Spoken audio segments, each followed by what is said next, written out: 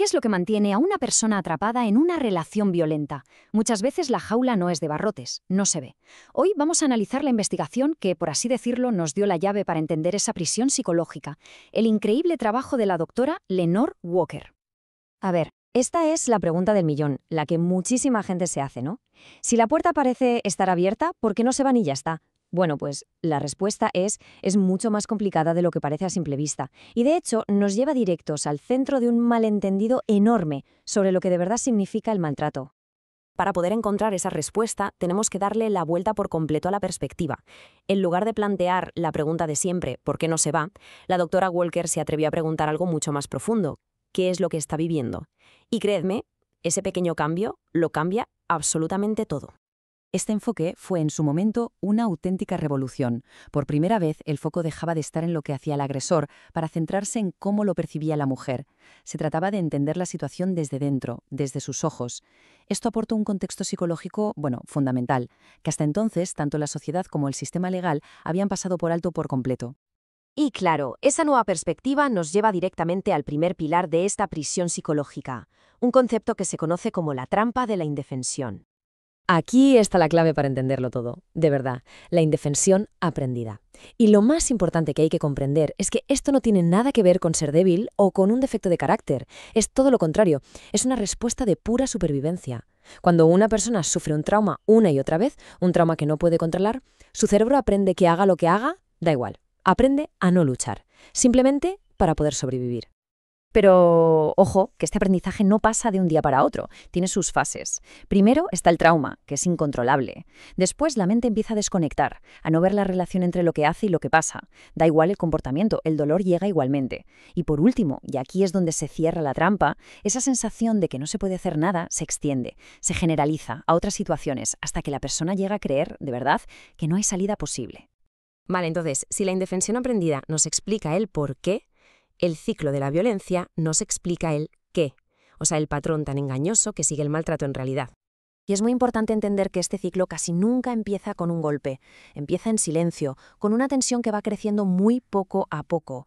Es una fase de control, de críticas, de crear un ambiente en el que la víctima siente que tiene que pisar sobre huevos para no provocar la ira del agresor. Es un desgaste emocional, brutal, constante, que la va aislando y agotando. Y claro, como es de esperar, esa tensión que se ha ido acumulando al final estalla. Esta es la fase del incidente violento, que por cierto no siempre tiene por qué ser físico, puede ser una explosión de maltrato emocional, verbal, sexual. Es la liberación de la tensión para el agresor y la confirmación de todos los miedos para la víctima. Y justo cuando parece que ya no hay marcha atrás, llega la fase más confusa, la más manipuladora de todas, el arrepentimiento. De repente el agresor se vuelve cariñoso, pide perdón, promete que va a cambiar. Es la famosa fase de luna de miel, y es increíblemente eficaz porque alimenta la esperanza de la víctima. Refuerza ese vínculo emocional y hace que sea casi imposible ver la realidad con claridad. Y así, la jaula se vuelve a cerrar. Este ejemplo real lo ilustra a la perfección. Ese gesto que desde fuera podría parecer muy romántico, no es arrepentimiento de verdad. Es una estrategia de control. Es una forma de asegurarse de que ella se quede a su lado, para que el ciclo pueda volver a empezar. Y ojo, porque el ciclo no solo se repite dentro de una misma relación, es que es algo que puede pasar de generación en generación. Fijémonos en este dato que es tremendo. El 81% de los maltratadores, el 81%, fueron testigos o víctimas de violencia en su casa cuando eran niños. Y en el caso de los no maltratadores, solo un 24%. La diferencia es abismal. Queda claro que la violencia tristemente se aprende. Por todo esto, ya vemos que no es solo un problema de una persona o de una familia. El trabajo de la doctora Walker lo sitúa donde debe estar, como un problema social enorme, una crisis de salud pública. Para explicar por qué esto nos concierne a todos, la doctora Walker usa una analogía potentísima. Pensemos en cómo se lucha contra una enfermedad como la malaria. No es suficiente con tratar al paciente que ya está enfermo, ¿verdad? El siguiente paso lógico sería ir a por los mosquitos, que son los que transmiten la enfermedad. Si lo aplicamos a nuestra analogía, esto sería como centrarse en los agresores, en intentar cambiar sus comportamientos. Pero aquí viene lo más importante de la analogía. Se pueden eliminar todos los mosquitos que se quiera, pero si no se hace nada con el entorno que permite que se críen, siempre volverán. La única solución real, la que funciona a largo plazo, es drenar el pantano. Y ese, precisamente, es el argumento de la doctora Walker sobre la violencia de género.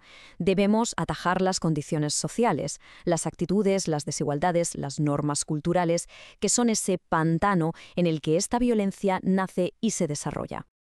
Y esto nos lleva a un último punto, uno que es crítico y que a menudo se entiende mal: el camino hacia la supervivencia. Y vamos a descubrir por qué, paradójicamente, el momento de escapar es el más peligroso de todos. Este es un dato que pone los pelos de punta, pero es vital entenderlo. El momento de mayor peligro para una víctima es cuando intenta irse. ¿Por qué? Porque el maltrato se basa en el poder y el control. Y cuando el agresor siente que está perdiendo ese control, su violencia puede escalar a niveles letales, en un intento desesperado por recuperarlo. La investigación ha identificado señales de alerta muy claras que indican un riesgo letal. Conocerlas es fundamental. Cuestiones como un historial de maltrato, celos extremos o amenazas de muerte no se pueden ignorar nunca.